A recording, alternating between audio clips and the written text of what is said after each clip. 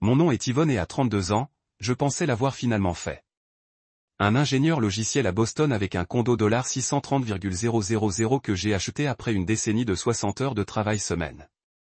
J'étais excité de passer Noël avec ma famille et de partager des nouvelles de ma promotion potentielle. Ma sœur Amanda se battait financièrement depuis que son mari a perdu son emploi avec 3 enfants pour le soutenir. Ce que je ne m'attendais pas à ce que mes parents chuchotent sur le fait de déplacer toute sa famille chez moi sans ma permission.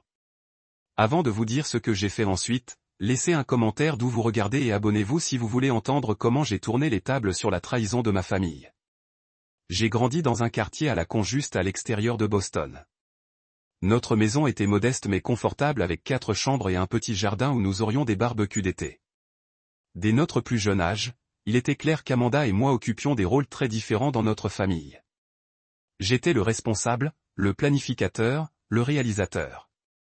Amanda était la favorite, celle qui ne pouvait pas faire de mal, celle dont les erreurs étaient toujours pardonnées. En grandissant, j'étais l'étudiant qui est resté jusqu'à minuit étudiant, qui a rejoint chaque club académique, qui a travaillé à temps partiel le week-end pour épargner pour l'université. Amanda était le papillon social qui passa à peine ses cours et passa plus de temps à des fêtes qu'à la bibliothèque. Au moment de l'université, j'ai gagné des bourses qui couvraient environ la moitié de mes frais de scolarité. Le reste provient de prêts étudiants que j'ai pris moi-même, déterminé à faire mon propre chemin. Mes parents ont aidé quand ils le pouvaient, mais l'argent était toujours serré. Amanda, par contre, a commencé dans une école publique mais a abandonné après 3 semestres. Elle a affirmé que l'université était trop stressante et pas la bonne voie pour elle. Au lieu d'insister pour qu'elle trouve un emploi ou une autre formation, mes parents l'ont simplement accueillie chez elle. Au fil des ans, j'ai regardé mes parents soutenir financièrement Amanda par une mauvaise décision après l'autre. Il était le temps qu'elle voulait commencer une entreprise de photographie, donc ils lui ont acheté un appareil photo et un équipement coûteux qui a recueilli la poussière en quelques mois. Puis vint sa phase de fabrication de bijoux, sa tentative de devenir un influenceur des médias sociaux, et divers plans de marketing à plusieurs niveaux. À chaque fois, mes parents ouvraient leur portefeuille pendant que je mordais ma langue. Pendant ce temps, j'ai terminé mon diplôme en informatique, j'ai obtenu un emploi de premier niveau dans une entreprise de technologie, et j'ai commencé ma carrière. J'ai vécu avec 3 colocataires dans un appartement exigu, mangeant des nouilles ramen et des céréales de marque de magasin pour économiser de l'argent. J'ai pris le bus au lieu de posséder une voiture. J'ai suivi chaque dollar dans un tableur et j'ai investi ce que je pouvais. J'ai fait des heures supplémentaires, j'ai pris des projets supplémentaires et j'ai progressivement gravi l'échelle de l'entreprise. 10 ans de cette discipline ont finalement payé quand j'ai pu mettre un acompte sur mon condo de rêve. Situé dans un bâtiment historique magnifiquement rénové, il comporte de hauts plafonds, des planchers de bois franc et de grandes fenêtres qui remplissent l'espace de lumière naturelle. Il avait 2 chambres, dont l'une que j'ai convertie en un bureau à la maison et un espace de vie spacieux parfait pour divertir. La cuisine était un rêve de chef avec des comptoirs en marbre et des appareils en acier inoxydable. J'ai passé des mois à choisir soigneusement les meubles et les décorations qui reflétaient ma personnalité. Le canapé du salon était un éclat, mais je l'ai justifié parce que je voulais quelque chose de beau et confortable où je pouvais me détendre après de longues journées de travail. J'ai accroché des œuvres d'artistes locaux que j'avais découverts au marché du week-end.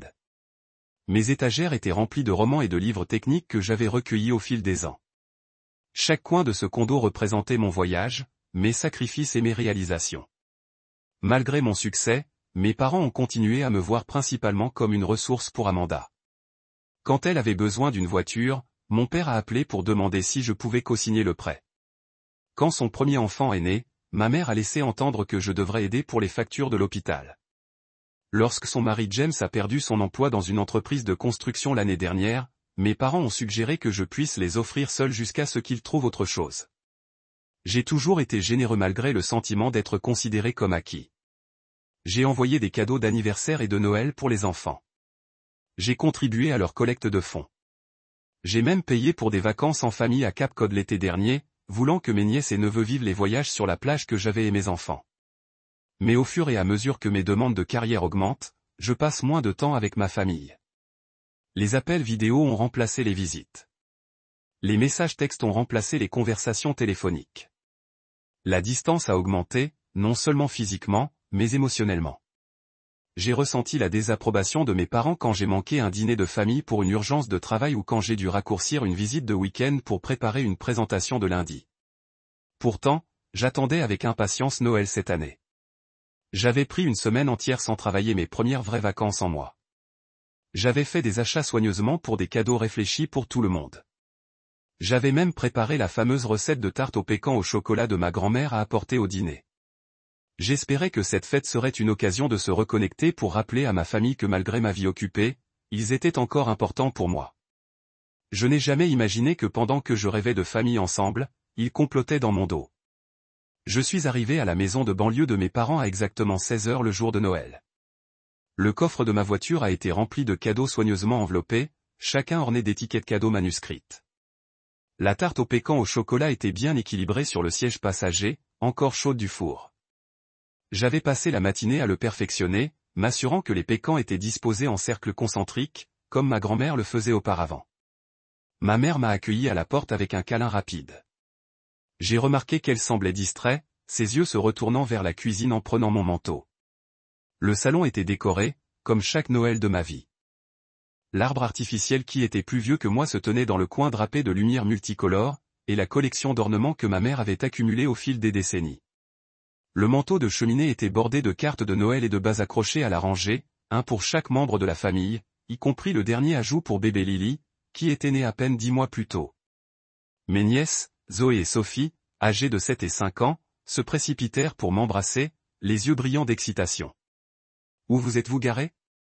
Tante Yvonne Sophie a demandé en regardant par la fenêtre. « Papa a dit qu'on devrait utiliser votre place de parking. » J'ai ri, en supposant que c'était une confusion enfantine. « Dans l'allée, chérie. »« Est-ce qu'oncle James se gare ailleurs ?» Avant qu'elle ne réponde, mon père est sorti du couloir. « Yvonne, joyeux Noël. » Il m'a donné une tape sur le dos. « Les filles ont demandé quand vous arriveriez. Ils veulent ouvrir des cadeaux. » Amanda est sortie de la cuisine. Bébé Lily sur sa hanche. Le tout petit s'est cogné et m'a pris les mains. « Et Isis, » a dit Amanda, sa voix portant une joie forcée. « Bon de vous pour y arriver. » J'ai pris Lily dans mes bras, respirant son parfum de bébé. J'ai remarqué qu'Amanda avait l'air fatiguée avec des cernes sous ses yeux. Ses cheveux blonds, généralement soigneusement façonnés, ont été retirés dans une queue de cheval en désordre. Son pull de Noël avait ce qui ressemblait à des taches de nourriture pour bébé sur la manche. « Comment pourrais-je manquer Noël ?»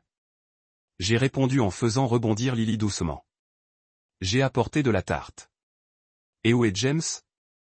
Travaillant sur quelque chose dans le bureau de papa, Amanda a dit vaguement. « Tu sais comment ils sont avec leurs projets. » L'heure suivante passa dans un flou d'activité. Ma mère s'est enrôlée dans la cuisine, mettant la dernière touche au repas. La dinde était dorée, entourée de légumes rôtis. Une casserole de patates douces surmontée de guimauve, bouillie au four. La sauce au canneberge, à la fois maison et dans une boîte, parce que mon père a insisté sur les deux était nécessaire, attendue dans des plats en cristal. Tout au long de la préparation de la nourriture, ma mère m'a poivré avec des questions sur le travail, mon condo, et visiblement ma situation de stockage. « Avez-vous encore ce grand placard de rangement dans le couloir ?» demanda-t-elle alors qu'elle purait vigoureusement des pommes de terre. « Oui », répondis-je en ajoutant du beurre à la casserole.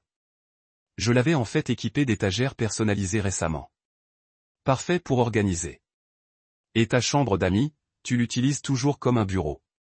Tu travailles beaucoup de chez toi. J'ai senti quelque chose dans son ton, mais je l'ai rejeté. Parfois, je vais au bureau la plupart du temps.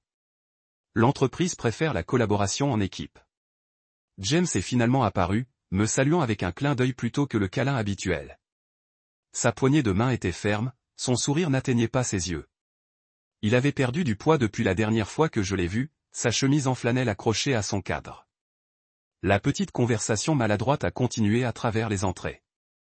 J'ai remarqué des regards subtils échangés entre mes parents chaque fois que certains sujets surgissaient. Quand j'ai mentionné qu'il pourrait avoir une affectation internationale pour travailler l'année prochaine, mon père a failli s'étouffer sur son vin. Enfin, le dîner était prêt et nous nous sommes réunis autour de la table à manger. La conversation s'est déroulée plus naturellement alors que nous nous concentrions sur le fait de passer des plats et de complimenter la nourriture. Les enfants fournissaient une distraction bienvenue avec des histoires sur l'école et les amis. À mi-chemin du repas, je me suis excusé d'utiliser les toilettes. Alors que je marchais dans le couloir, j'ai entendu des voix venant du bureau de mon père. La porte était un pot, et je me suis arrêté quand j'ai entendu mon nom. Yvonne ne saura pas au début, dit la voix de mon père. On lui dira que c'est juste pour quelques semaines jusqu'à ce que tu te remettes sur pied. La voix de ma mère s'est jointe. Elle n'est jamais à la maison de toute façon, travaillant toujours. Ce condo est vide la plupart du temps, et il est si grand pour une seule personne. J'ai gelé mon cœur en me frappant la poitrine. Et si elle refuse? James a demandé. Amanda a dit qu'elle venait de rénover l'endroit. Elle ne dira pas non, ma mère a insisté. Une urgence familiale. Que peut-elle faire? En plus, une fois que tu seras installé, ce sera plus dur pour elle de te virer. La possession est 9/10 de la loi. Amanda a parlé ensuite, sa voix plus basse que les autres. Une fois les enfants inscrits à l'école dans ce district, elle ne nous fera pas partir. Elle ne peut pas être sans cœur. Et si elle se plaint, nous lui rappelons comment nous l'avons aidée à passer la fac. Mon père a ajouté, elle doit la famille. Elle peut juste avoir un autre endroit. Elle a l'argent, James a dit dédaigneusement. Probablement mieux pour elle d'être plus proche de ce bureau qu'elle aime tant de toute façon. Donc, nous sommes d'accord, a conclu mon père. Après le nouvel an, Amanda appellera avec l'urgence que vous emménagez temporairement, et la nature suit son cours. Yvonne n'a pas besoin de tout cet espace, et tu as besoin d'une maison stable pour les enfants. J'ai dû faire un bruit parce que la conversation s'est brusquement arrêtée. Je suis rapidement entré dans la salle de bain et j'ai fermé la porte, les mains tremblant. Je regardais mon reflet dans le miroir, choqué par la pâleur de mon visage. La famille que j'aimais, les gens que j'avais le plus confiance dans le monde, conspiraient pour rentrer chez moi. Après avoir éclaboussé l'eau froide sur mon visage, je suis retourné à la table avec ce que j'espérais être un sourire convaincant. En prenant place, j'observais ma famille avec de nouveaux yeux. Mon père, coupant sa dinde en morceaux précis, venait de comploter pour me manipuler hors de ma maison. Ma mère, en train de verser de la sauce avec une main ferme, avait renvoyé mon dur travail et le succès comme hors de propos. Ma sœur, essuyant le chocolat du menton de sa fille, avait accepté de profiter de ma générosité et de le transformer en droit. J'ai maintenu mon calme à travers le reste du dîner, à travers le dessert, à travers l'ouverture des cadeaux. Je me suis exclamé à propos de l'écharpe que ma mère m'avait donnée et du livre de table sur l'architecture de Boston de mon père. J'ai serré mes nièces et j'ai joué au pick-à-boo avec le bébé Lily. Je me suis comporté comme si mon monde n'avait pas été brisé, comme si la confiance que je croyais exister dans ma famille ne s'était pas effondrée sous mes pieds. Tandis que je rentrais chez moi cette nuit-là, les lumières de Noël des maisons de banlieue brouillaient à travers mes larmes.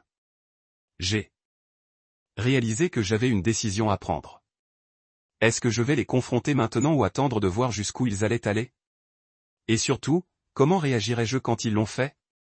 La sortie de la maison de mes parents cette nuit de Noël a été la plus longue de ma vie. Des larmes me sont tombées dessus, rendant dangereusement floue la route. 2 fois, j'ai dû m'arrêter pour me composer avant de continuer. Les belles lumières qui décoraient les maisons le long du chemin semblaient maintenant se moquer de l'obscurité que je ressentais à l'intérieur. Au moment où j'ai atteint mon condo, mes émotions avaient rougi par le choc, la douleur et la colère crue. J'ai claqué la porte de mon appartement derrière moi et je me suis tenu dans l'entrée, voyant soudain ma maison à travers de nouveaux yeux. Cet espace qui représentait ma décennie de sacrifices et de dur labeur, mes parents et sœurs ont vu comme quelque chose qu'ils pouvaient tout simplement me prendre parce qu'ils ont décidé que je ne le méritais pas ou n'en avais pas besoin. J'ai traversé chaque pièce en touchant l'identité de meubles enregistrés pour l'art. Idées soigneusement sélectionnées, les livres idées collectés. Dans mon bureau, j'ai couru mes doigts le long de l'identifiant de bureau personnalisé commandé à un menuisier local. La chambre principale présentait le matelas de luxe idée éclaboussé après ma dernière promotion. La cuisine contenait l'identifiant haut de gamme de la vaisselle, accumulant progressivement une pièce à la fois. Chaque pied carré de cet endroit représentait un choix, une réalisation, un rêve réalisé, et ma famille pensait qu'il pouvait juste emménager et me repousser. Le sommeil m'a échappé cette nuit-là. Au lieu de cela, je me suis retrouvé perdu dans les souvenirs, réexaminant mon enfance et ma relation avec Amanda à travers ce nouvel objectif douloureux. Je me suis souvenu avoir 10 ans, épargnant mon allocation pendant des semaines pour acheter un art spécial, mis seulement pour que mes parents le donnent à Amanda quand elle pleurait de le vouloir. On m'a dit d'être la personne la plus grande à partager pour ne pas être égoïste. J'ai rappelé mon diplôme d'études secondaires quand mes réalisations scolaires ont été éclipsées par la préoccupation d'Amanda, qui traversait sa première rupture. Mes bourses ont été mentionnées brièvement avant qu'une conversation ne se tourne vers la façon d'aider Amanda à se sentir mieux. J'ai pensé à mon diplôme d'université, que mes parents ont failli manquer parce qu'Amanda avait impulsivement décidé d'aller en week-end et avait besoin de quelqu'un pour regarder son chien. Ils sont arrivés tout comme la cérémonie s'est terminée pleine d'excuses et d'explications sur le trafic. Tout au long de la nuit, le modèle est devenu clair. On m'avait toujours demandé de donner, de comprendre, de sacrifier. Amanda devait toujours recevoir, être protégée, être priorisée. Et maintenant il s'attendait à ce que je abandonne ma maison, mon sanctuaire. Parce qu'Amanda et James n'avaient pas réussi à créer la stabilité pour leur famille. À l'aube, ma tristesse a laissé place à la clarté. Je ne permets pas que ce modèle se poursuive. Je ne sacrifierai pas ma maison, mais je ne leur donnerai pas non plus la satisfaction d'une confrontation émotionnelle où ils pourraient me jeter comme le méchant, la femme de carrière froide qui a refusé d'aider sa sœur en difficulté. Non, j'avais besoin d'une autre approche. J'ai passé cette journée à étudier le marché du logement dans ma région. À ma grande surprise, j'ai découvert que les valeurs de la propriété dans mon quartier avaient beaucoup apprécié au cours des 3 années écoulées depuis que ID a acheté mon condo. Des unités semblables dans mon immeuble vendaient maintenant pour près de 750 000 $. Le marché était chaud avec des propriétés recevant souvent plusieurs offres dans les jours suivant l'inscription. Avec des doigts tremblants, j'ai appelé Madison, un ami de l'université qui était devenu un agent immobilier réussi. Madison, j'ai besoin de conseils, j'ai dit après avoir échangé des plaisanteries. Hypothétiquement, à quelle vitesse pourrais-je vendre mon condo sur ce marché? Madison n'a pas remis en question la nature hypothétique de mon enquête. Elle était habituée à des amis qui testaient les eaux avant de prendre de grandes décisions. Dans votre immeuble avec vos rénovations, vous pourriez lister jeudi et avoir des offres d'ici lundi, dit-elle avec confiance. Mais pourquoi vendre cet endroit?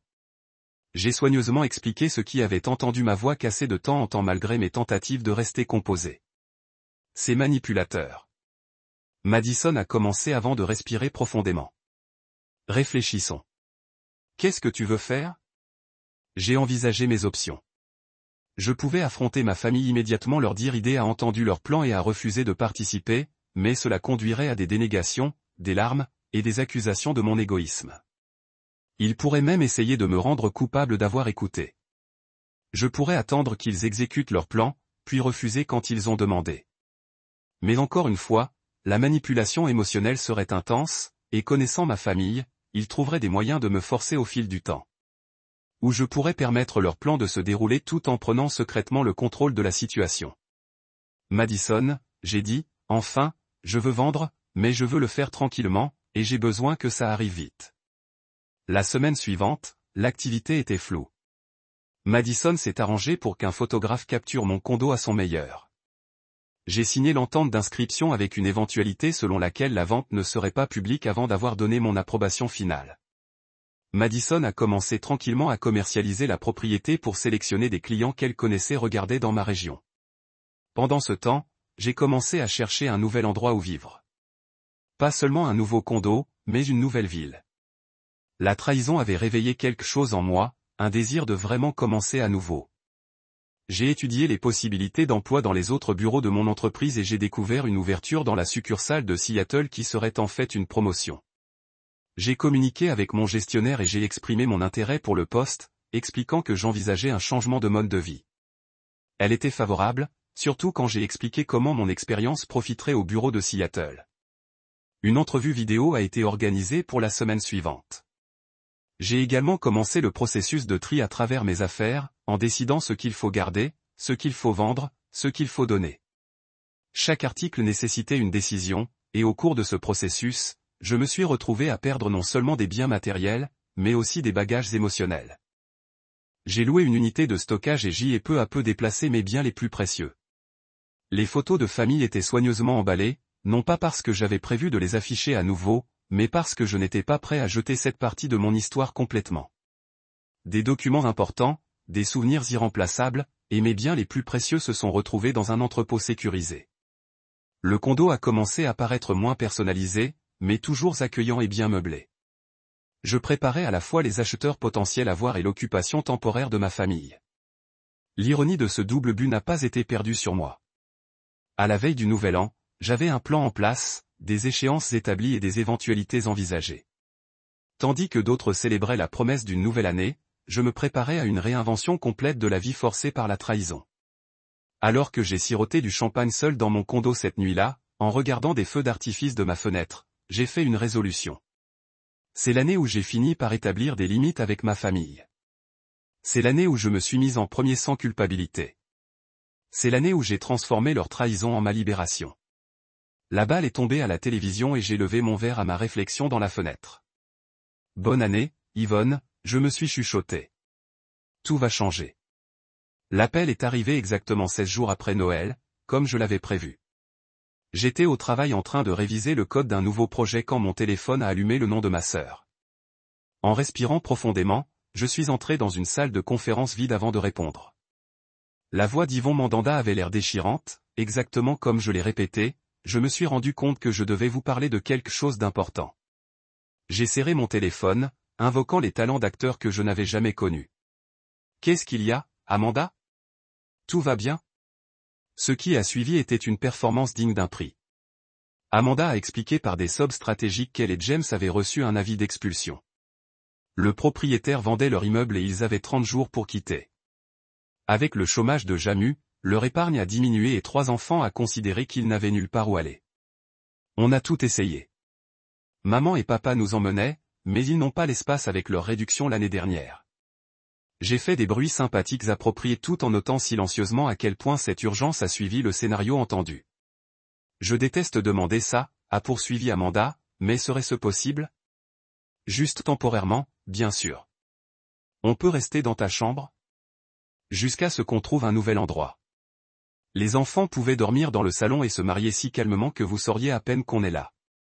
J'ai fait une pause, permettant au silence de s'étirer comme si j'examinais la demande pour la première fois. C'est une grande question, Amanda, j'ai finalement dit.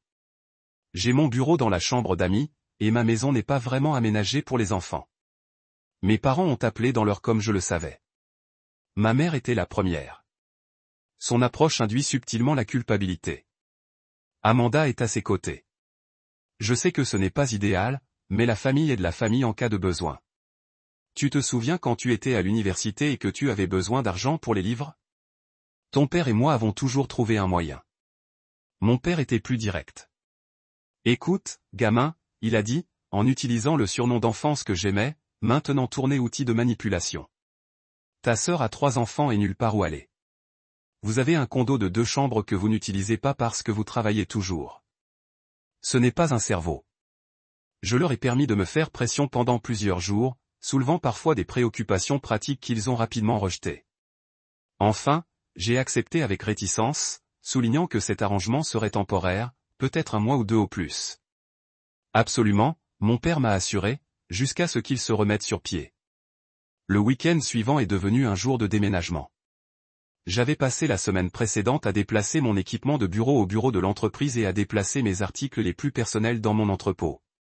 Le condo semblait spacieux et accueillant, mais ne contenait plus rien que je ne pouvais supporter de perdre. Amanda, James et les enfants sont arrivés dans un camion mobile loué contenant beaucoup plus de biens qu'on ne s'y attendait pour un séjour temporaire. Mes parents ont suivi dans leur SUV, également chargé de boîtes et de sacs. Je les ai accueillis dans le hall de l'immeuble, carte à clé en main. Ma mère m'a serré. Tu fais la bonne chose, elle a chuchoté. C'est ça, la famille. Je les ai aidés à décharger en regardant que ma maison soigneusement soignée était envahie. James a immédiatement commencé à réorganiser les meubles du salon pour accommoder leur système de télévision et de jeux. Amanda a ouvert des armoires de cuisine, commentant comment la remise les a réorganisées pour une meilleure efficacité. Les enfants ont couru dans les chambres en revendiquant des espaces. Votre bureau fera une chambre parfaite pour les filles, Amanda a dit, déjà enlevé ma chaise de bureau. Et la chambre principale est assez grande pour nous et le bébé. Attendez, ai-je dit, figant surprise. Je pensais que tu prendrais la chambre d'amis et que les enfants utiliseraient le salon. Où suis-je supposé dormir? Un silence inconfortable est tombé. James a regardé Amanda. Amanda a regardé mes parents. Mes parents m'ont regardé avec des expressions de confusion exagérées. Ma mère a commencé avec soin. Puisque vous êtes si occupé par le travail, vous préférez rester près de votre bureau pendant la semaine. Vous pourriez avoir un petit studio, peut-être ou rester avec des amis. Tu as tellement d'options, ma chère. Et le week-end, tu pourrais toujours rendre visite à mon père. Le canapé sort. Très confortable. Je me suis forcé à paraître choqué, puis j'ai démissionné. J'avais besoin qu'ils croient que leur plan fonctionne. J'ai bousculé ma blessure, je me suis levé lentement. Je suppose que c'est logique, j'ai concédé. Pour le court terme, jusqu'à ce que vous trouviez votre propre place. Au cours de la semaine suivante, j'ai regardé Amanda et James s'installer comme s'ils n'avaient pas l'intention de partir. Ils ont changé le mot de passe Wi-Fi. Ils avaient envoyé le courrier à mon adresse. Ils ont réaménagé la cuisine à leur goût. Ils ont accroché leurs photos de famille sur la mienne. J'ai emménagé dans un appartement meublé de courte durée fourni par mon entreprise pour les employés visiteurs. Il était petit mais fonctionnel et surtout, il a parfaitement servi mes objectifs. J'ai dit à ma famille que je restais chez un collègue, renforçant temporairement leur conviction que je leur avais concédé ma maison. Pendant ce temps, Madison avait trouvé des acheteurs potentiels pour mon condo. Un jeune couple professionnel était tombé amoureux de la propriété et a offert $725 000, soit près de $100 000 de plus que ce que j'avais payé 3 ans plus tôt. J'ai rencontré mon avocat pour revoir le contrat de vente et pour m'assurer que tout était légalement sain. La date de clôture a été fixée à 3 semaines d'ici avec une disposition prévoyant que les occupants actuels, un terme vague qui comprenait techniquement Amanda et sa famille, quitteraient d'ici cette date. Les possibilités d'emploi à Seattle avaient également progressé. Après 2 entrevues, j'ai reçu une offre avec une augmentation salariale importante et une prime de réinstallation. La position commencerait dans 1 mois, le timing parfait pour mon plan d'évasion. Chaque nuit dans mon appartement temporaire, j'ai surveillé la caméra de sécurité que j'avais discrètement installée dans le salon principal de mon condo. J'ai vu ma famille se rendre de plus en plus à la maison. James a mis ses pieds sur ma table basse. Amanda a utilisé mes précieuses crèmes pour le visage. Mes parents visitaient souvent avec satisfaction leur plan réussi. Un soir, j'ai observé une conversation particulièrement révélatrice. Les enfants étaient au lit et les adultes étaient assis dans mon salon à boire ma collection de vins. Je n'arrive toujours pas à croire que ça ait marché, a dit James, en remplissant son verre avec mon Cabernet édition limitée. J'étais sûr que Ched se battait davantage. Yvonne a toujours été raisonnable, répondit mon père. Elle comprend que la famille vient en premier. Amanda a ri un son qui m'a autrefois apporté de la joie, révélant maintenant son vrai caractère. En plus, elle n'est jamais là de toute façon. Elle vit pratiquement dans ce bureau. Cet endroit était gâché sur elle. Nous devrions commencer à chercher des écoles pour les enfants, a suggéré ma mère. Le quartier est excellent. Déjà fait, Amanda a dit suggestivement. J'ai des papiers d'inscription pour le semestre prochain, et j'ai dit à notre propriétaire qu'on ne renouvellera pas notre bail. Tandis que je regardais cette scène se dérouler sur mon écran portable, je sentis un calme étrange remplacer ma colère initiale. Ces gens ne se conduisaient pas en famille. Ce sont des opportunistes qui me voyaient comme une ressource à utiliser. La décision que j'avais prise n'était pas seulement justifiée, elle était nécessaire. Le lendemain, j'ai reçu l'accord d'achat signé des acheteurs. Le condo a été officiellement vendu sous réserve seulement de la dernière visite et de la fermeture de la paperasse. Madison a appelé pour me féliciter, sa voix mêlée de préoccupation pour mon état émotionnel. « Tu es sûr de vouloir faire ça ?» Elle a demandé. « Tu pourrais encore reculer. Trouve un autre moyen de traiter avec ta famille. » « J'apprécie votre inquiétude, » j'ai répondu. Mais je n'ai jamais été aussi sûr de rien. Il ne s'agit plus que de l'appartement. Il s'agit de fixer des limites qui auraient dû être établies il y a des années. 2 jours plus tard, j'ai reçu la confirmation que mon poste à Seattle était terminé. Mon nouvel appartement avait été sécurisé. Mon avenir prenait forme, un avenir exempt d'exploitation et de dynamique familiale manipulatrice. Il était temps que le dernier acte de mon plan se déroule. 3 semaines après qu'Amanda et sa famille aient emménagé, j'ai suggéré de dîner ensemble à l'appartement. Un repas de famille pour voir comment tout se passait.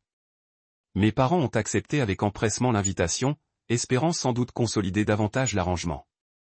Je suis arrivé tôt ce vendredi soir, portant des sacs d'épicerie et un sourire forcé. Amanda m'a salué avec la propriété occasionnelle de l'espace qui était autrefois à moi. Le condo s'était transformé en mon absence. Mon décor minimaliste avait été remplacé par une vie de famille chaotique. Les jouets jonchaient le sol. Feuille de lit de caractère de dessin animé accrochée dans la salle de bain. Les empreintes ont marqué les murs. La maison sophistiquée que j'avais créée était méconnaissable. J'ai préparé le dîner dans ce qui était autrefois ma cuisine vierge maintenant encombrée de tasses en plastique et de vaisselle mal assortie. Tandis que je coupais des légumes, James montait sur mes pieds de canapé, sur ma table basse, en regardant des sports à la télévision qui n'y étaient pas avant. Maman et papa sont arrivés avec un cadeau de réchauffage, pas pour moi, mais pour Amanda et James. Une photo de famille encadrée à accrocher dans votre nouvelle maison, ma mère a expliqué, ne pas même essayer de maintenir le prétexte que c'était un arrangement temporaire. Nous avons rassemblé autour de ma table à manger celui qui avait économisé pendant des mois pour acheter auprès d'un artisan de meubles. La conversation s'écoula autour de moi alors que je restais pour la plupart silencieux, observant le confort avec lequel il s'était installé dans ma vie. On devrait repeindre la chambre principale, a dit Amanda entre les morsures. Ce gris est trop déprimant. Je pensais à un joli jaune. Bonne idée, ma mère a accepté. Illumine un peu l'endroit. Et cet espace de bureau a besoin d'un meilleur rangement pour les jouets de filles, a ajouté James. Je pourrais construire des étagères le week-end prochain. Mon père a osé approuver. L'endroit se rapproche vraiment. Ça ressemble plus à une maison maintenant. J'ai pris une longue gorgée d'eau, en avalant ma colère montante avec elle. Combien pratique cette idée à créer ce bel espace qu'il pourrait tout simplement prendre en charge. Avez-vous déjà parlé au conseiller de l'école, demanda ma mère à Amanda. Pour s'inscrire aux enfants. Tout est prêt pour le prochain semestre, répondit Amanda. Zoé est excitée par leur programme de sciences, et Sophie peut marcher jusqu'au cours de danse après l'école. L'emplacement est parfait. En parlant d'emplacement, James a interjecté. J'ai dit hier au propriétaire qu'on ne renouvellerait pas notre bail. Pas la peine de payer le loyer quand on sera installé ici. Mes parents ont échangé des regards heureux. Ma mère est venue me taper la main. Ça s'est vraiment bien passé, non? Votre petit studio est plus proche du travail et la famille peut utiliser cet espace correctement. En fait, mon père a ajouté, on pensait peut-être que tu devrais juste transférer les utilitaires au nom d'Amanda. Bon pour son mérite, vous savez, et plus pratique puisque vous ne vivez plus vraiment ici. Je me suis excusé à la cuisine pour vérifier le dessert. En réalité, j'avais besoin d'un moment pour me composer. L'audace était à couper le souffle. Ils ne prétendaient même plus que c'était temporaire. Dans leur esprit, ils avaient orchestré avec succès mon déplacement de ma propre propriété. Dans la cuisine, j'ai pris la décision finale. Il était temps. Je suis retourné à la salle à manger avec une bouteille de champagne et 5 verres. J'ai souri quand j'ai commencé à verser. Je crois qu'on devrait fêter ça. Amanda avait l'air contente. Célébrer quoi? Nouveau commencement, j'ai répondu, ma voix est stable malgré mon cœur coureur. Harris changeait et recommençait. On a clinqué des lunettes. Pendant qu'il sirotait, j'arrivais dans mon sac et je retirais une enveloppe. Je l'ai placée sur la table, ma main s'attardant dessus pendant un moment. Qu'est-ce que c'est? Demanda mon père en regardant l'enveloppe. Je me suis assis dans ma chaise et ai pris une autre gorgée de champagne, savourant le moment. L'acte de transfert et les documents de clôture pour ce condo. La confusion sur leur visage aurait été comique dans différentes circonstances. Que voulez-vous dire par transfert de titre? Amanda a demandé, son verre de champagne gelé à mi-chemin vers ses lèvres. J'ai vendu l'appartement, j'ai dit simplement. La fermeture est vendredi prochain. Les nouveaux propriétaires prennent possession le lundi suivant. Le silence est descendu sur la table. 4 paires d'yeux me regardaient dans l'incrédulité. Amanda a cassé en premier. Quoi? Elle a pleuré. Tu ne peux pas faire ça. Nous vivons ici maintenant. En fait, je peux, j'ai répondu calmement. C'est mon nom sur l'acte, ma propriété à vendre. Mais nous avons eu un accord, James a claqué son verre de champagne, en frappant sur la nappe. Tu as dit qu'on pouvait rester. J'ai dit que tu pouvais rester temporairement. J'ai souligné le dernier mot. Je suis certain que je n'ai jamais accepté de vous donner ma maison en permanence, malgré ce que vous aviez tous prévu. Le visage de ma mère. De quoi tu parles? Dîner de Noël, j'ai dit, la regarder directement. J'ai tout entendu dans le bureau de papa. Le plan pour emménager Amanda temporairement et me rendre impossible de vous demander de partir. La discussion sur la façon dont je n'ai pas besoin de tout cet espace. James commente que je peux juste avoir un autre endroit. Les expressions choquées ont confirmé ce que je savais déjà. Ils ne s'attendaient jamais à ce que je découvre leur plan, et encore moins à ce qu'ils soient contre. Tu écoutais. Mon père à bluster, essayant de changer de blâme. C'est une violation de la vie privée. J'ai ri un son d'incrédulité. Je viole votre intimité quand vous complotiez littéralement de rentrer chez moi. Amanda a commencé à pleurer. Elle va à la tactique quand elle est confrontée. Où sommes-nous censés aller? Elle a sangloté. Tu ne peux pas nous jeter dans la rue. Nous avons des enfants. Vous avez exactement 10 jours pour trouver un nouveau logement. J'ai dit. Le même temps que vous m'avez donné pour quitter ma propre maison. La différence, c'est qu'il vous donne un préavis légal. C'est ridicule. James s'est levé, son visage s'est relevé. Vous ne pouvez pas vendre une propriété avec des locataires sans préavis. Vous n'êtes pas locataire, j'ai répliqué. Vous n'avez aucun bail, aucun contrat de location, et n'avez payé aucun loyer. Légalement, vos invités qui ont dépassé leur accueil. Mon père a tenté une approche différente. Maintenant, Yvonne, parlons-en raisonnablement. Si c'est à propos d'argent, on peut régler quelque chose. James et Amanda pourraient vous payer un loyer. Il ne s'agit pas d'argent, j'ai répondu. C'est à propos de respect. Ça fait des années qu'on en profite. C'est à propos du fait qu'aucun d'entre vous n'a pensé à ce que je ressentirais d'être manipulé hors de ma propre maison. Ma mère a pris ma main, ses yeux plaidants. Chérie, on essayait juste d'aider Amanda et les enfants. Tu sais à quel point ils l'ont eu. On ne voulait pas te blesser. J'ai doucement retiré ma main. Maman, tu n'as pas pensé à moi. Aucun de vous ne l'a fait. Tu as vu quelque chose pour lequel j'ai travaillé dur, décidé que je ne le méritais ni n'en avais besoin, et pris pour toi. Les sanglots d'Amanda sont devenus plus forts. Les enfants adorent ici, elle se lamente. Ils se sentent enfin stables. La manipulation émotionnelle qui avait fonctionné si efficacement tout au long de ma vie est maintenant tombée à plat. Je me suis levé pour ramasser l'enveloppe. La décision est prise, j'ai dit fermement. Le condo est vendu. Je vous suggère de commencer à faire vos bagages. Tu ne peux pas nous faire ça, James a crié son poing, frappant la table.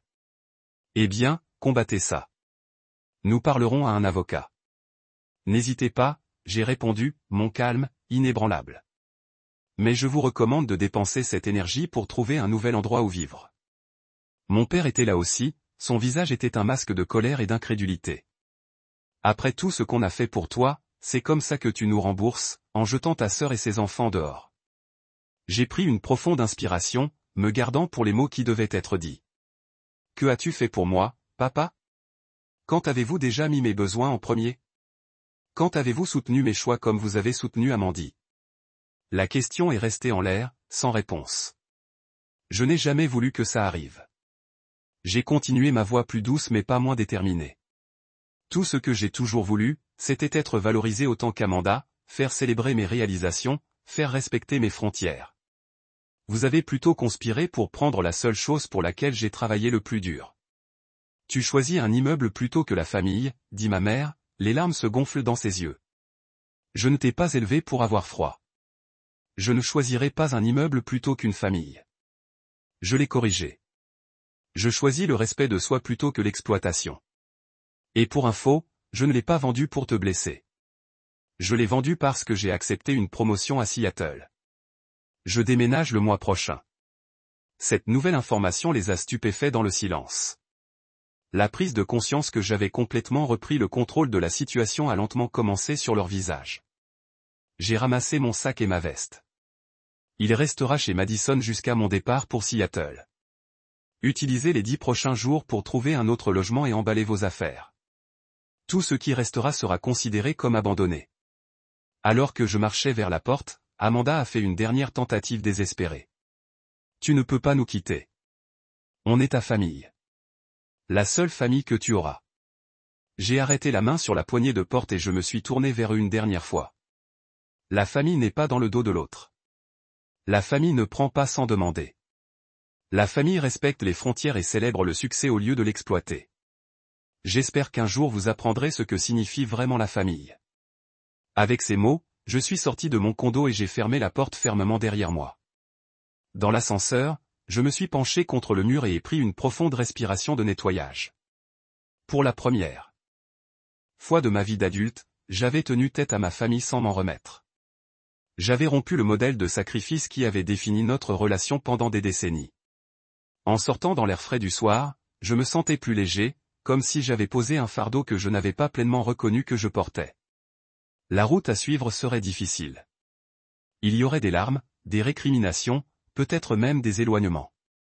Mais en ce moment, je savais avec une certitude absolue que j'avais fait le bon choix. Les retombées étaient immédiates et explosives. Mon téléphone a commencé à sonner avant même que j'arrive chez Madison. Le matin, j'ai eu 55 appels manqués, 37 SMS et 23 répondeurs, tous de différents membres de la famille. Le bombardement numérique a continué tout au long de la journée, atteignant une telle intensité que j'ai finalement complètement éteint mon téléphone. Madison, béni son cœur, devint mon tampon et mon sanctuaire. Elle a fait le petit déjeuner, a gardé le café coulé, et a offert des conseils pratiques et un soutien émotionnel. Elle n'a jamais suggéré que je reconsidère ma décision, en comprenant mieux que la plupart des années de cette confrontation. Quand j'ai finalement retourné mon téléphone dimanche soir, le ton des messages était passé de la colère et de l'incrédulité à de plus en plus désespéré. Amanda a écrit sur les enfants qui pleuraient pour leur nouveau foyer. Ma mère a laissé des messages vocaux décrivant en détail à quel point tout le monde était dévasté. Mon père a envoyé des courriels décrivant toutes les façons dont je détruisais la famille. Aucun message ne contenait d'excuses. Personne ne reconnaît leur rôle dans la création de cette situation. Ils sont restés fermes dans leur croyance que j'étais le méchant dans cette histoire. Lundi matin, je suis retourné au travail, me jetant dans les préparatifs de mon transfert à Seattle. Mon superviseur m'a soutenu et m'a même excité au sujet de mon rôle à venir. La routine familière du codage et des réunions a fourni une structure bienvenue dans le chaos émotionnel de ma vie personnelle. Au déjeuner, j'ai reçu un appel du concierge. « Vos parents sont dans le hall », m'a-t-il dit. « Ils insistent pour te voir. »« S'il vous plaît, dites-leur pendant les réunions toute la journée », j'ai répondu. « Et Ryan, pourriez-vous vous assurer que ma famille n'a pas accès à l'immeuble en mon absence, préoccupée par des affrontements potentiels. » Cet après-midi-là, j'ai rencontré mon avocat pour examiner les documents finaux de clôture et confirmer que tout était légal. Il m'a assuré que même si ma famille pouvait menacer d'agir en justice, elle n'avait aucun motif de contester la vente. Je n'avais jamais signé d'accord, les contrats verbaux de résidence seraient presque impossibles à prouver, et en tant que seul propriétaire, j'avais tous les droits de vendre la propriété. Mercredi, ma famille avait intensifié sa campagne. Amanda a publié une longue tribu diète sur les médias sociaux sur les frères et sœurs égoïstes et les sans-abri, soigneusement construit pour recueillir le maximum de sympathie sans mentionner les détails qui révéleraient leur plan. Des amis et des membres de la famille élargie ont commencé à s'inquiéter de ce qu'ils entendaient, demandant ma version de l'histoire. J'ai gardé un silence digne en public. Pour ceux qui me sont le plus proches, j'ai simplement expliqué qu'il y avait eu un malentendu au sujet du logement temporaire qui avait révélé des problèmes familiaux plus profonds. Je ne me suis pas défendu vigoureusement et n'ai pas attaqué ma famille en retour. La vérité que j'avais apprise avait un moyen de se révéler au fil du temps. Jeudi a apporté une nouvelle tactique. Mes parents sont apparus dans mon hall de travail, disant à la réceptionniste que c'était une urgence familiale. Heureusement, l'identité a déjà alerté la sécurité sur des perturbations potentielles. Ils étaient respectueusement mais fermement détournés. Ce soir-là, mon téléphone a sonné avec un numéro inconnu. Contre mon meilleur jugement, j'ai répondu, Evan Henderson, une voix masculine a demandé. Parlant, j'ai répondu avec prudence, voici Michael Brewer. Je représente Amanda et James Lewis dans une affaire de droit de locataire. Vous avez vendu des biens occupés par mes clients sans préavis. J'ai pris une profonde inspiration en recueillant mes pensées. Mon avocat m'avait préparé à cette possibilité. Monsieur Brewer, je crains que vos clients n'aient mal représenté la situation. Ce ne sont pas des locataires. Il n'y a pas de contrat de location. Aucun loyer n'a jamais été payé. Et on leur a dit explicitement que l'arrangement était temporaire. De plus, ils ont reçu plus que l'avis de départ exigé par la loi. L'avocat a hésité avant de continuer. Mes clients affirment qu'on leur a promis une résidence de longue durée et qu'ils ont modifié l'avis en se fondant sur cette compréhension. Je vous suggère de demander à vos clients la documentation de cette promesse, j'ai répondu uniformément. Et peut-être se demander pourquoi, s'il s'agissait d'un arrangement permanent, aucun accord formel n'a jamais été proposé ou signé. J'ai la preuve qu'il prévoit d'emménager temporairement et progressivement, ce qui me rend impossible de récupérer ma propriété. Une autre pause. Quel genre de preuve? Conversation enregistrée décrivant leur plan en détail. Je bluffais. Je n'avais pas de tels enregistrements, mais ils ne pouvaient pas le savoir. Voulez-vous que mon avocat vous les transmette? Ce ne sera pas nécessaire en ce moment. Il s'est remis rapidement. Vous devrez consulter mes clients. J'ai reconnu l'appel pour ce que c'était. Une autre tactique d'intimidation, probablement encouragée par mon père, qui avait un ami en droit immobilier. L'avocat s'est probablement rendu compte, après avoir parlé avec moi, que ce n'était pas le cas facile qu'on lui avait fait croire. Vendredi matin a apporté la fermeture officielle. J'ai signé la dernière paperasse transférant la propriété de mon condo au jeune couple qui l'avait acheté. Ils étaient excités par leur nouvelle maison, leur planification, leur rénovation et leur discussion sur le placement des meubles. Leur joie aurait dû me rendre triste, un rappel de ce que je perdais. Au lieu de cela, je les trouvais rassurants. Mon espace bien-aimé appartiendrait à des gens qui l'apprécieraient, pas à ceux qui se sentaient en droit de le prendre. Alors que j'ai remis l'acte, Madison m'a serré la main avec soutien. Le chapitre a été officiellement fermé. Ce soir-là, j'ai reçu un email de ma mère différent de toutes les communications précédentes. L'objet lisait simplement « Où allez-vous rester ?» Le message à l'intérieur a été brièvement dépouillé de la manipulation émotionnelle qui avait caractérisé ses tentatives antérieures. Ton père et moi avons discuté de la situation. Bien que nous ne soyons pas d'accord avec vos décisions. Nous reconnaissons qu'Amanda et James doivent trouver un autre logement. Ils reviendront chez nous temporairement. Les enfants sont compréhensiblement confus et bouleversés. Si vous voulez leur dire au revoir avant de partir pour Seattle, vous pouvez venir dimanche après-midi. C'était aussi près d'une concession que j'étais susceptible d'obtenir. L'invitation, cependant, enveloppée de désapprobation continue, était au moins une reconnaissance de la réalité. Ils avaient accepté que le condo soit vendu et que leur plan ait échoué. J'ai passé ce week-end avec Madison et d'autres amis qui ont soutenu mes décisions sans qualification. Nous avons célébré mon déménagement avec le dîner dans mon restaurant préféré. Ils m'ont offert des cadeaux de départ. À Seattle, Guidebook rimbote une carte cadeau pour un café célèbre. Pour la première fois depuis des semaines, j'ai vraiment ri et j'ai senti le poids levé de mes épaules. Dimanche après-midi, je suis allé chez mes parents. Le camion qui se déplaçait dans l'allée a confirmé qu'Amanda et sa famille s'y relocalisaient. Je me suis assis dans ma voiture pendant plusieurs minutes, recueillant du courage pour ce qui serait probablement une rencontre difficile. Mon père a ouvert la porte avant que je puisse frapper. Son visage était un masque de colère et de douleur. Il s'est écarté sans parole pour me laisser entrer. Le salon était encombré de boîtes et de sacs.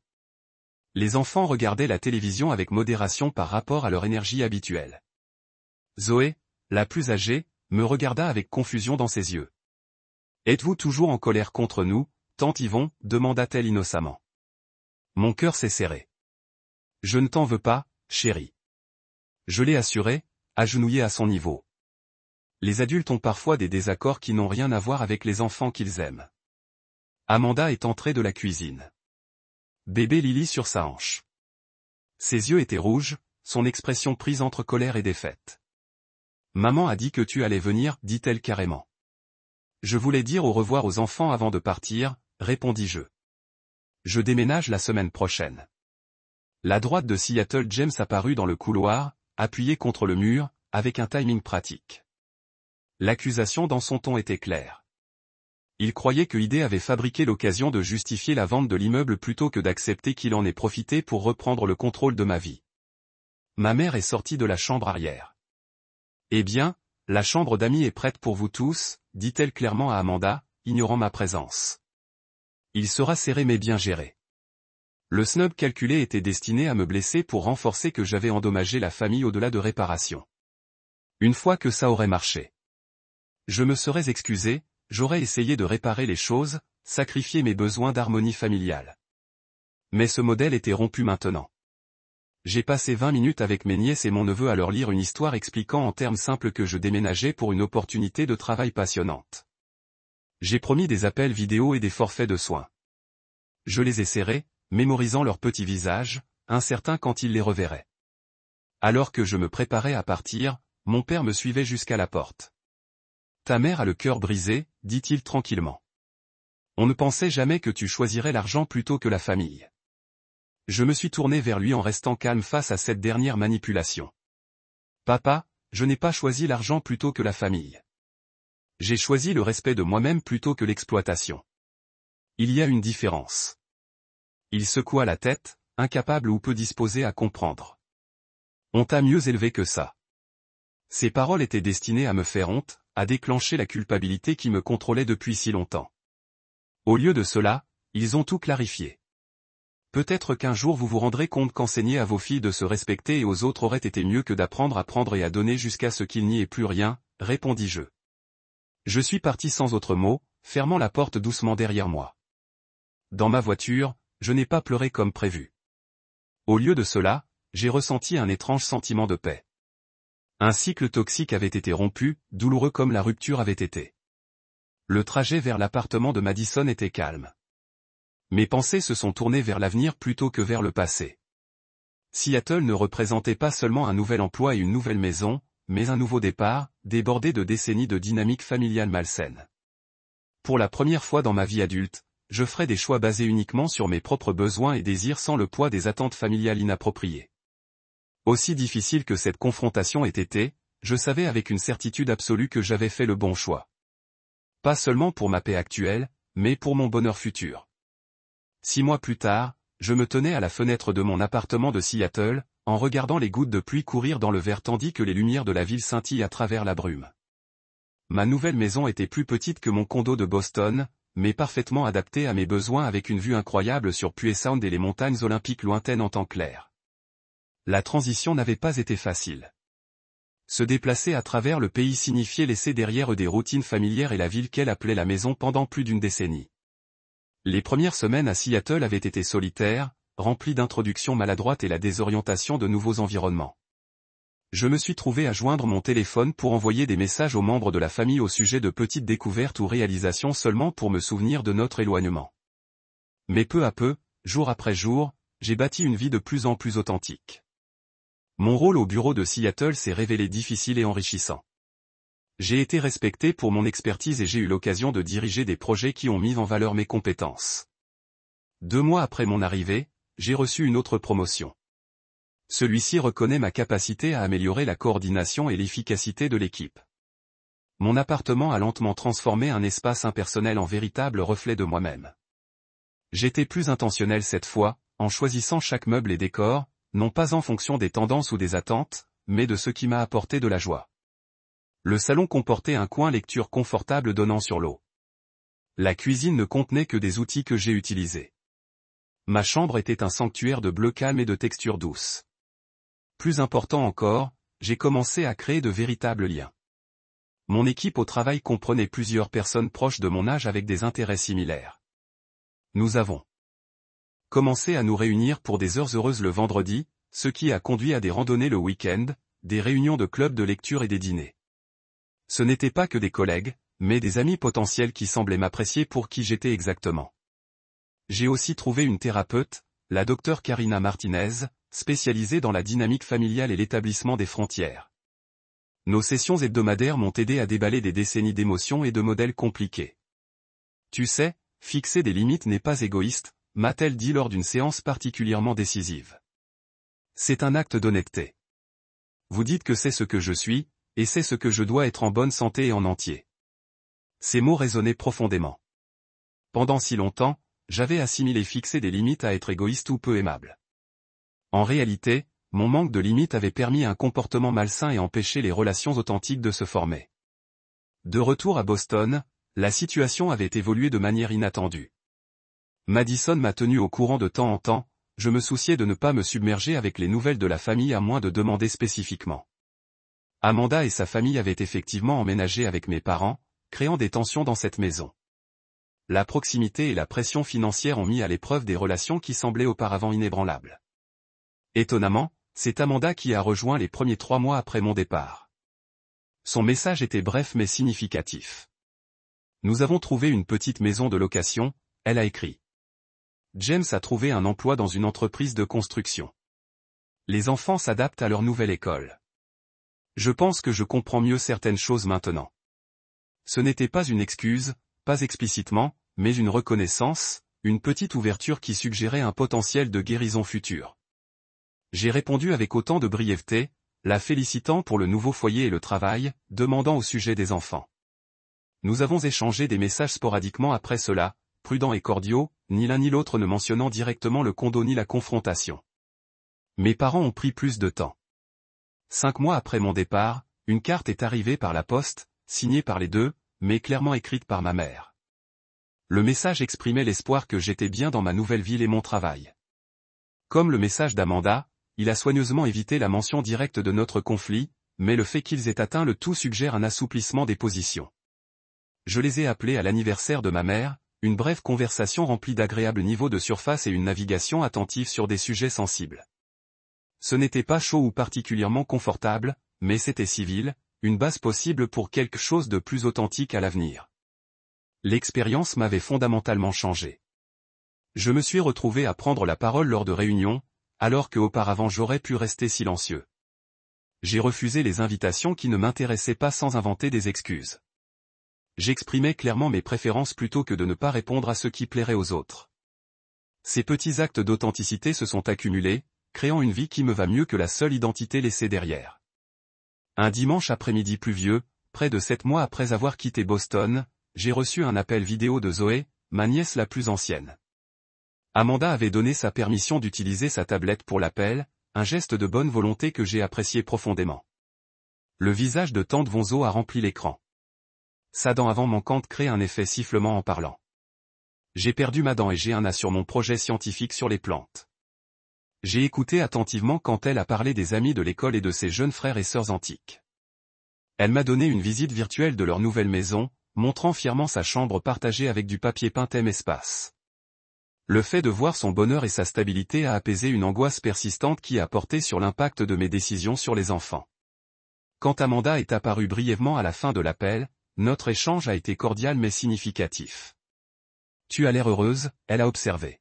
« Seattle doit être d'accord avec vous. » « Oui », j'ai confirmé. « Comment ça se passe pour vous tous ?» Elle soupira d'un son familier qui avait maintenant du poids. « Mieux. Dur parfois, mais mieux. Je pense comprendre certaines choses maintenant que je n'ai pas fait avant. Sur la responsabilité, sur les conséquences. » C'était aussi près d'une excuse qu'Amanda pouvait gérer à ce stade, et je l'ai accepté pour ce que c'était, une reconnaissance de la croissance, un petit pas vers une réconciliation potentielle. Cette nuit-là, je me suis assis sur mon balcon malgré la légère bruine enveloppée dans une couverture et sirotant du thé chaud.